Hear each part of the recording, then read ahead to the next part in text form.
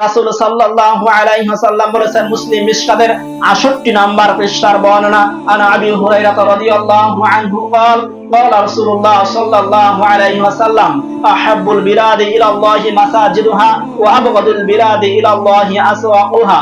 আবু হুরায়রা রাদিয়াল্লাহু আনহু বলেন, রাসূল সাল্লাল্লাহু আলাইহি ওয়াসাল্লাম বলেছেন, আল্লাহ সুবহানাহু ওয়া তাআলার নিকট পৃথিবীর মাঝখানে যতগুলো স্থান রয়েছে সবচাইতে উত্তম স্থান হচ্ছে মসজিদ এবং সবচাইতে ঘৃণিত স্থান হচ্ছে বাজার। আল্লাহ রাসূল সাল্লাল্লাহু আলাইহি ওয়াসাল্লাম বলেন যে যদি কোনো ব্যক্তি বাজারের প্রবেশের পূর্বে দোয়াটা পাঠ করতে পারে তাহলে আল্লাহ সুবহানাহু ওয়া তাআলা ওই ব্যক্তির আমলনামায় 10 লক্ষ নেকি দান করেন। বলেন সুবহানাল্লাহ।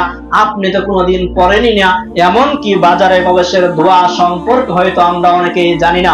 সম্মানিত হাজরিন, দোয়াটা হচ্ছে লা ইলাহা ইল্লাল্লাহু ওয়াহদাহু লা শারীকা লাহু লাহুল মুলকু ইউহয়ি ওয়া ইউমীতু ওয়া হুয়া হাইয়্যুন লা ইয়ামুতু বিয়াদিহিল খায়রু ওয়া হুয়া আলা কুল্লি শাইইন কাদির।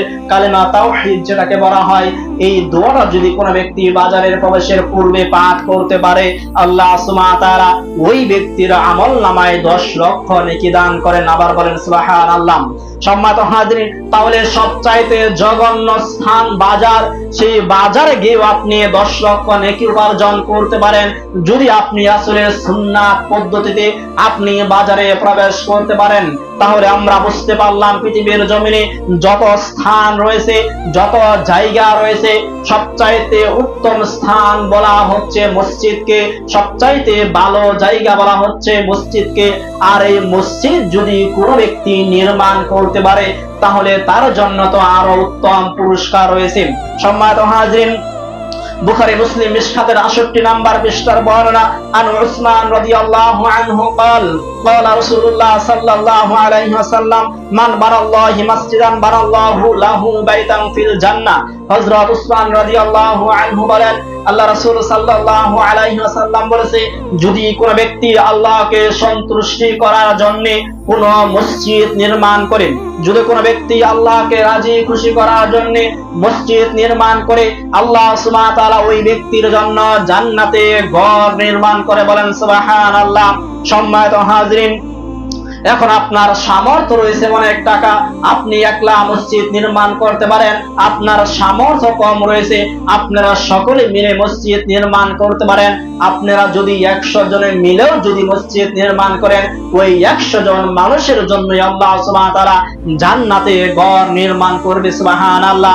আর যেই ব্যক্তিকে সবচাইতে ছোট্ট জান্নাতটা আল্লাহ সুবহানাহু ওয়া তাআলা দান করবে, ওই জান্নাতটাও হবে এই পৃথিবীর 10 দুনিয়ার সমান। সুবহানাল্লাহ। সম্মানিত হাজরিন, তাহলে মসজিদ নির্মাণের মাধ্যমে আপনি জান্নাত নির্মাণ করতে পারেন যদি আল্লাহর সন্তুষ্টির জন্য আপনি জান্নাত মসজিদ নির্মাণ করতে পারেন। সম্মানিত হাজরিন, আপনি ধরেন মসজিদ নির্মাণ কাজ চলছে, আপনি ওই মসজিদের উন্নয়নের জন্য যদি আপনি 10 টাকা দান করতে পারেন, আপনার সামর্থ্য অনুযায়ী আপনি 5 টাকাও দান করতে পারেন, আপনার জন্য আল্লাহ সুবহানাহু ওয়া তাআলা জান্নাতে ঘর নির্মাণ করবে। কারণ আল্লাহ সুবহানাহু ওয়া তাআলা জায়গার কোনো কমতি নেই। সম্মানিত হাজরিন, অন্য একটি হাদিসের মাঝখানে আল্লাহ রাসূল সাল্লাল্লাহু আলাইহি ওয়াসাল্লাম বলেছে, যদি কোনো ব্যক্তি মসজিদের মাঝখান থেকে একটি কষ্টদায়ক বস্তু সরিয়ে দেয়, ওই ব্যক্তির জন্য আল্লাহ সুবহানাহু ওয়া তাআলা জান্নাতে ঘর নির্মাণ করেন। বলেন সুবহানাল্লাহ। সম্মানিত হাজরিন, আপনি মসজিদে সালাতের জন্য আসলেন, এখন দেখলেন মসজিদের মাঝখানে একটি ময়লা পড়ে রয়েছে, ওই ময়লাটা যদি আপনি মানুষকে না দেখাবার জন্য, একমাত্র আল্লাহর ঘরকে পরিষ্কার করার জন্য, আল্লাহর সন্তুষ্টির জন্য যদি ওই ময়লাটাকে আপনি পরিষ্কার করে দেন, আপনার জন্য আল্লাহ সুবহানাহু ওয়া তাআলা জান্নাতে একটি ঘর নির্মাণ করবে। অন্য একটি হাদিসে বলা হয়েছে, আল্লাহ রাসূল সাল্লাল্লাহু আলাইহি ওয়াসাল্লাম বললেন যে মসজিদের মাঝখান থেকে যদি কোনো ব্যক্তি একটি ময়লা দূর করে দেয়, আল্লাহ সুবহানাহু ওয়া তাআলা তার অন্তর থেকে একটি কালো দাগ মোচন করে দেয়। বলেন সুবহানাল্লাহ।